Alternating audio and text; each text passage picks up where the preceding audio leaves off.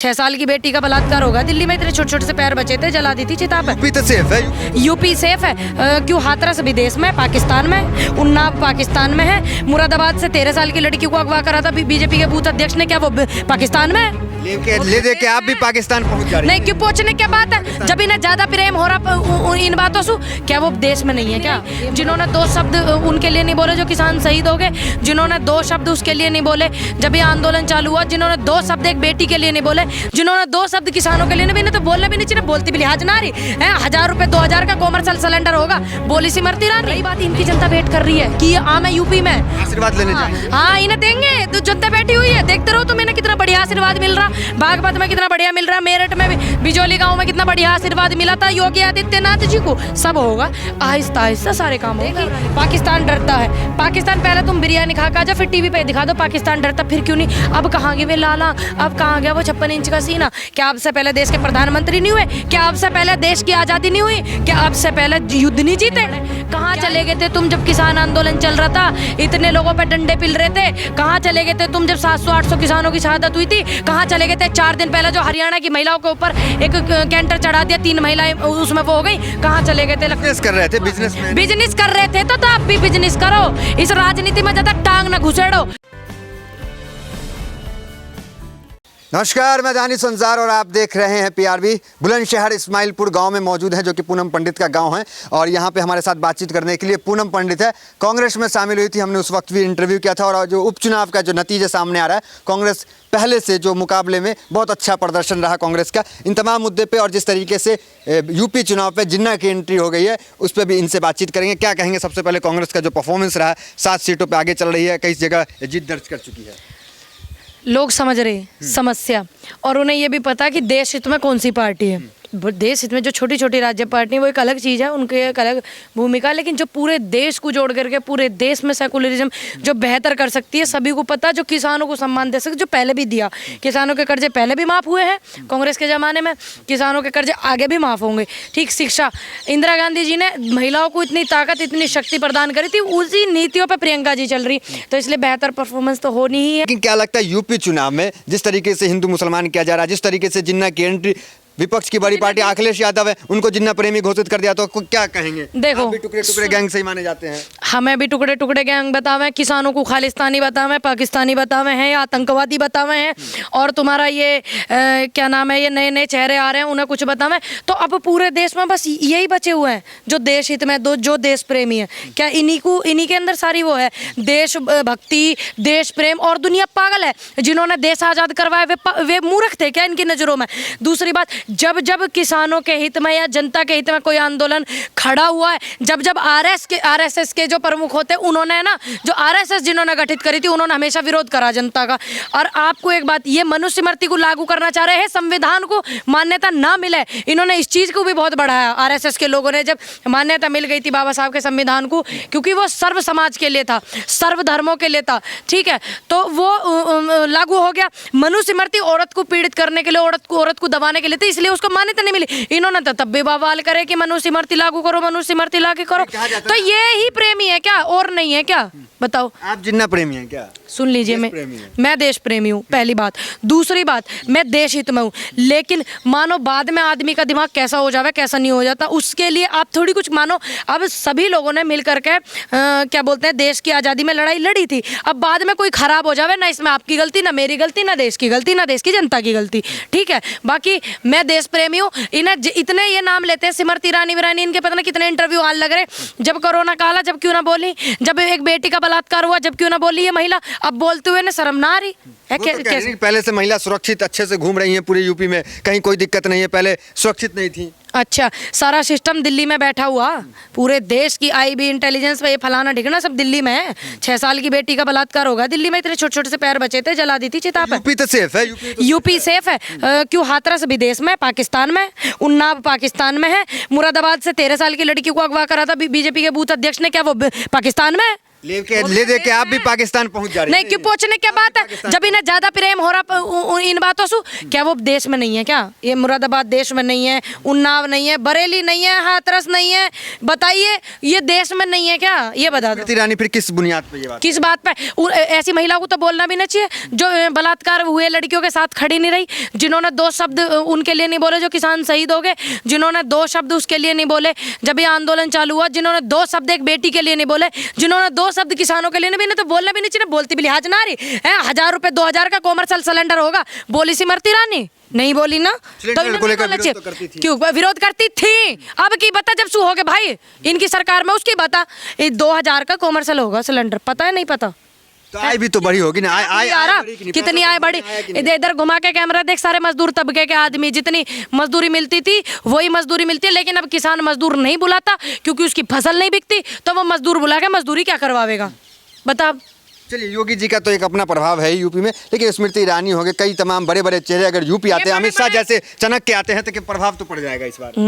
बंगाल में पूरा मंत्रिमंडल पड़ा था, कितने 18,000 करोड़ जन कितने के वहाँ मट्टी पलीत करी है कोरोना काल में देश की मदद करते, तो कितने परिवार के लड़के जवान बुजुर्ग जो परिवार पूरे परिवार को अपने चलाते थे, शायद वे बच जाते। ठीक है, अगर होता। रही बात, इनकी जनता वेट कर रही है कि ये आम है यूपी में, आशीर्वाद लेने जाएंगे। हाँ, इन्हें देंगे, तो जनता बैठी हुई है, देखते रहो तुम, इन्हें कितना बढ़िया आशीर्वाद मिल रहा, बागपत में कितना बढ़िया मिल रहा, मेरठ में भी, बिजौली गांव में कितना बढ़िया आशीर्वाद मिला था योगी आदित्यनाथ जी को। सब होगा आहिस्ता आहिस्ता, सारे काम होंगे, घबराने की कोई जरूरत ना। अच्छा, गोरखपुर गढ़ में प्रियंका गांधी ने जाकर दहाड़ा, तमाम हजारों लाखों की संख्या में भीड़ आई। हजारों नहीं थे, लाखों थे। गलत देख लिया, दिखे तेरी आंख पे 8 नंबर का चश्मा लग गया। गोरखपुर में इतना कैसे माहौल बना लिया आप लोग अचानक? कैसे माहौल नहीं बनेगा? क्या गोरखपुर में जनता नहीं है? क्या गोरखपुर में किसान नहीं है? क्या गोरखपुर में मजदूर नहीं है? और गोरखपुर एक वो गढ़ है जहाँ कट्टरता ये लोग ज्यादा दिखाते हैं। उत्तर प्रदेश में तो दिखाते ही हैं, लेकिन गोरखपुर में तो बिल्कुल ही बसे हुए हैं। तो क्या वहाँ जनता पड़ताड़ित नहीं है? लाखों की संख्या में भीड़ थी वो, और ये कहते हैं कि उत्तर प्रदेश में संगठन नहीं है कांग्रेस का। कैसे नहीं है? आप देखते रहिए। योगी जी का गढ़ माना जाता है। गढ़ में ही ऐसी बात हो रही फिर? अरे सब समझ रहे, क्योंकि एक बेटी सच के लिए, जब चुनावी माहौल होता है तो सब पार्टियां आ जाती हैं बोलने के लिए, जब बरसाती मौसम में आ जावे है ना, इस तरीके से। लेकिन एक बेटी जो है बहुत पहले से लगी हुई है, हर उस मुद्दे पे बोलती है, हर उस बात पे बोलती है, क्योंकि सब पता, सभी जनता बीजेपी से बहुत दुखी है पूरे देश की, तो इसीलिए वो नहीं चाहते कि बीजेपी आवे। ठीक है, योगी जी पे भरोसा नहीं, लेकिन कहा जा रहा है आज़ादी के बाद बड़े बड़े प्रधानमंत्री हमने देखा, लेकिन कहा जा रहा है कि पीएम मोदी जो है वो मतलब सबसे सटीक प्रधानमंत्री हैं। चीन को आंख दिखाए, योगी जी ने कहा, तो पाकिस्तान को लाल आंख दिखाए प्रधानमंत्री। अब वे लाल आंख क्यों नहीं दिख रही? जब चीन वालों ने अंदर प्रधानमंत्री आता तो नहीं दिखा। हाँ, सुन लीजिए, क्यों आंख ना आवा? क्या बिना आंख के प्रधानमंत्री है देश में? क्या अब तक बिना आंख के प्रधानमंत्री है? क्या देश को आजाद? रुक जाइए, थर थर कांपते हैं। चीन में आपने देखा नहीं हमारे सैनिकों की क्या हालत करी थी जब कहाँ थे ये बोले? अभी की तो बात है, वे वीडियो वायरल हो रही हैं, किस तरीके से चीन की सेना उन्हें लेके जा रही थी। देखी, पाकिस्तान डरता है। पाकिस्तान, पहले तुम बिरयानी खा के आ जाओ, फिर टीवी पे दिखा दो पाकिस्तान डरता, फिर क्यों नहीं? अब कहाँ गए वे लाल आंख? अब कहाँ गया वो 56 इंच का सीना? क्या अब से पहले देश के प्रधानमंत्री नहीं हुए? क्या अब से पहले देश की आज़ादी नहीं हुई? क्या अब से पहले युद्ध नहीं जीते? क्या युद्ध नहीं जीते?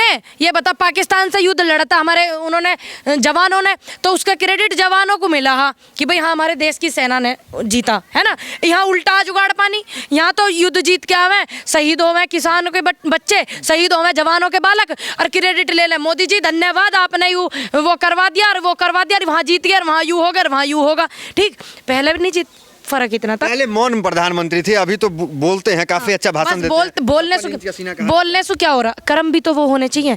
पहले क्या होता था? पहले हमारे देश के लिए, आज़ादी के लिए भी लड़ाई लड़ी गई, हमारे देश की सीमा सुरक्षा बढ़ाने के लिए भी लड़ी गई, देश की रक्षा बढ़ाने के लिए लड़ी गई, बराबर के देश से भी लड़ी गई, पाकिस्तान से भी लड़ाई लड़ी गई, और सेनाएं जीती हैं। लेकिन इनकी तरह चर्चे पर्चे नहीं करे। एक वो मोबाइल पर वो टून सी बोला है कि कोरोना की इतनी वो 100 करोड़ लोगों का वो होगा, यू होगा। अब आप एक सोचने वाली बात है, अमिताभ बच्चन उसका वो करते हैं, आपने देखा भी फोन मिलाओगे, अमिताभ बच्चन बोलते हैं कोरोना के उसमें इतनी वो पहले बैल होती है, उसके बाद में बैल बजती है। ठीक, सोचने वाली बात है। मान लीजिए कोई रात बिरात में, अंधेरे में, दोपहर में कोई बहन बेटी किसी गलत हाथ में लग जा या गलत समस्या में फंस जा, किसी का बलात्कार हो जा, तो वो अपने घर वालों को फोन मिलावेगी तो पहले ही अमिताभ बच्चन जी के भाषण सुनने को मिलेंगे। तो है नहीं ये बात सोचने वाली? आप मिला के देखो, अमिताभ बच्चन जी के भाषण आवे फोन पे, क्यों आते हैं? एकदम से प्रचार कर रहे हैं उसमें कि 100 करोड़ वैक्सीन लग गया, ये चीज हो गई, तो क्या क्या दिक्कत है इसमें? अच्छा, चाहे कि मतलब प्रचार ज्यादा जरूरी है। कोई बेटी अगर समस्या में फंस जाओ, कोई बदमाश पकड़ लें, कोई किसी बेटी का बलात्कार हो जा, वो फटाक से क्या करेगी? फोन मिलावेगी 112। क्या करेगी? फोन मिलावेगी अपने घर पे, और वो भाषण सुनते रहो अमिताभ बच्चन के, इतने तो सारा काम हो जाए, इतने तो आदमी मर जा। ये बहुत गंभीर समस्या, सोचने वाली। और इतने बड़े महानायक होने के बावजूद अमिताभ बच्चन जी को ये बात शोभा नहीं देती। जिस देश के इतने बड़े बड़े अभिनेता जिन्हें देश में इतना सम्मान मिला है, वो इस तरीके के काम करेंगे तो देश का क्या उद्धार होगा? बताओ, होगा कुछ उद्धार? चलिए, आप ब्राह्मण सम्मेलन में जा रही हैं, अपने समाज की बात कर रही हैं, तो क्या किसान समाज छोड़कर आप इधर ब्राह्मण सम्मेलन में क्यों अपने समाज को जोड़ रही हैं? क्या ब्राह्मण के गढ़ में आप चुनाव लड़ने जा रही हैं? देखिए, आप इतना नेगेटिविटी मत फैलाया करो दानिश। मैं आपको एक बात बताऊंगी, देखो, मैं सर्व समाज को लेकर के तो चली रही हूँ पहले से ही, और आज भी मेरी ब्राह्मण सम्मेलन की आप वीडियो भी देख लेना, मैंने लाइव किया हुआ अपने पेज से, पूनम पंडित शूटर ऑफिशियल पेज से। मैंने उनसे भी ये अपील की है कि मुझे अच्छा लगा, उन्होंने बोला बेटा हम सर्व समाज की प्रतिभाओं को सम्मानित करेंगे, सर्व समाज की बेटियों को सम्मानित करेंगे, उनके साथ खड़े रहेंगे। लेकिन ऐसा होता है कि जब ब्राह्मण की हत्या हो जाती है तो कोई आगे नहीं आता। तो मैंने ये चीज़ वहाँ भी बोली कि आपको खुश होने की बात है कि आपकी बेटी को, आपके परिवार की बेटी को, आपके बच्चे और भी समाज के लोग प्यार करते हैं। तो मैंने ये बोला कि मेरा ये कर्तव्य है, मेरा धर्म है कि मैं सभी समाज के लोगों ने मुझे बनाया, तो मैं सर्व समाज की बात करूँगी, सर्व समाज सुधारने की बात करूँगी, सर्व समाज की बेटियों की बात करूँगी, सर्व समाज के बेटों की बात करूँगी, किसानों की बात करूँगी। और ये मैं आपसे वादा करती हूँ, अगर ब्राह्मण समाज की बेटी के साथ ऐसा कुछ है तो मैं आपके साथ खड़ी रहूंगी। तो मैं सर्व समाज को ही लेकर के चल रही हूँ। अपने परिवार में वो पंचायती है तो अपने परिवार में दुनिया जाती है, कोई अनोखी मैं ही नहीं हूँ। और मुझे भी अब मेरे परिवार की ज़रूरत भी है, आप लोगों की तो है ही, और परिवार की भी। जब परिवार से आवाज़ निकलती है तो एक बेहतर वो होता है। आप कांग्रेस में गई हैं, कहा जा रहा है कि एक बड़ी जिम्मेदारी कांग्रेस आपको देने वाली है, तो क्या माना जाए? बार बार गोरखपुर की जिक्र करती है कि गोरखपुर जाएंगी, तो कांग्रेस जिम्मेदारी देगी, चुनाव आप लड़ेंगी गोरखपुर से या कहाँ से लड़ेंगी, बता दें।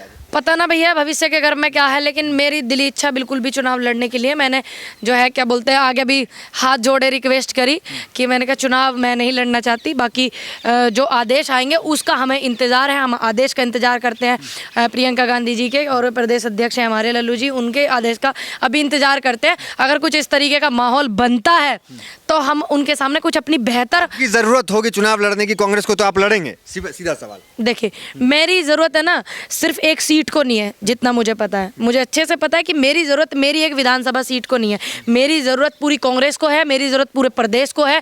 2024 में मेरे जैसे बच्चों की ज़रूरत पूरे देश को है। तो हम जो देश हित में और जो पूरे प्रदेश हित में निर्णय होगा, हम उस निर्णय को हाईकमान के सामने रखेंगे, उनके सामने रखेंगे। चुनाव लड़ने का निर्णय अगर हाईकमान देती है या ज़रूरत पड़ती है तो पूनम पंडित नहीं करेंगी? देखिए, ऐसा नहीं है कि मैं ना नहीं करूंगी, मुझे पता है कि जो और कुछ मुझे बेहतर करना होगा, और कुछ प्रदेश में मेरी भूमिका बड़ी होगी, और ज़्यादा मुझे मेहनत करनी होगी, तो मैं उस मेहनत को या उस जिम्मेदारी को मैं उनके सामने रखूंगी। और मेरा मेन मकसद है पूरे प्रदेश में प्रभाव डालना, पूरे प्रदेश से बीजेपी का जाना। बीजेपी का जाना मकसद है। चलिए, एक दूसरे सवाल पे हम आते हैं। बाबा रामदेव जो है उन्होंने प्रधानमंत्री से अपील की है कि गाय को जो है राष्ट्रीय पशु घोषित किया जाए। ट्रोल भी किया जा रहा है कि 30 रुपये पेट्रोल का बात करते थे, काला धन लाने का बात करते थे, तो क्या कैसे देखते हैं आज मौन क्यों हो गए बाबा रामदेव? देखो, हमें तो कोई आपत्ति ना, तुम राष्ट्रीय पशु घोषित कर दो चाहे इंटरनेशनल कर दो, हमें कोई आपत्ति नहीं।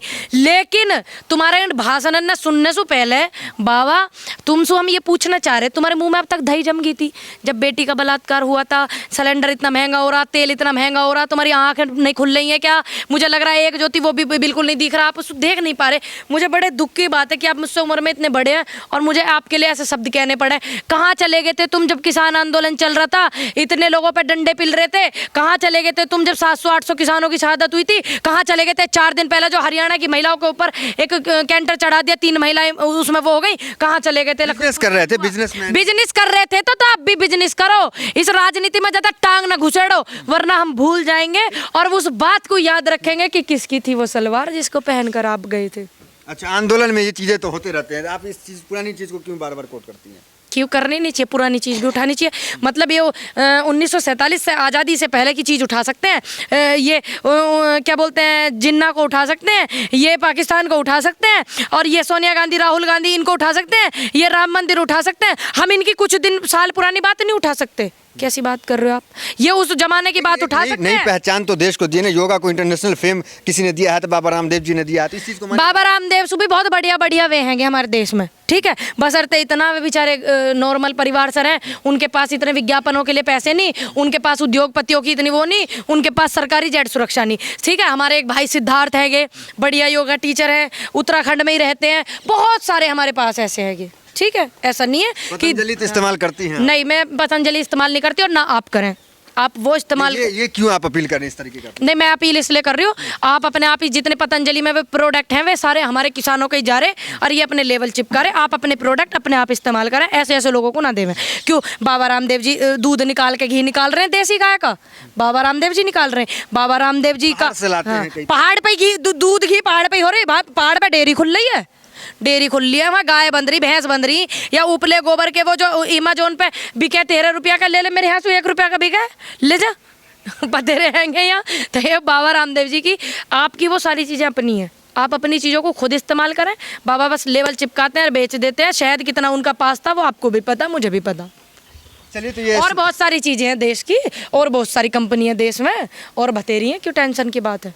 दूसरी कंपनी से और क्या बतेरी, और क्या ऐसे व्यक्ति जो हमारे देश के लिए 1 रुपया भी दिया है ना चंदा, जब कोरोना में ऑक्सीजन की जरूरत थी। कोरोनिल जैसा दवा भी लाया कहीं? कोरोनिल वाला दवा फेल हो गई, जब तक नाराज हो गए, फेल कर दी ना, उसे घोषित नहीं करा। ये तो नुचारे बस कोरोनिल कोरोनिल दुनिया के लगाओ और इतने महंगे महंगे बेचो। देखा नहीं आपने एक एक इंजेक्शन 40-50 हज़ार में बिका, वो देखा नहीं था? जो इन्फेक्शन को रोकता है कोरोना में, कितनी धांधली हुई है दवाइयों में, आपने नहीं देखा? आपको पता अस्पतालों में जगह नहीं मिल रही थी, जनता कितनी दुखी थी। जब नहीं बोले तो आप कृपया करके शांत रहे। तो ये पूनम पंडित थी जो कि कांग्रेस के बढ़ती कारवा से काफ़ी गदगद नजर आई। तमाम फिर उसके बाद बाबा रामदेव से लेकर स्मृतियाँ तमाम नेताओं पे हमलावर रहीं। तो फिलहाल इस वीडियो में इतना ही, मिलता है अगली वीडियो से, बने रहे हमारे साथ। धन्यवाद।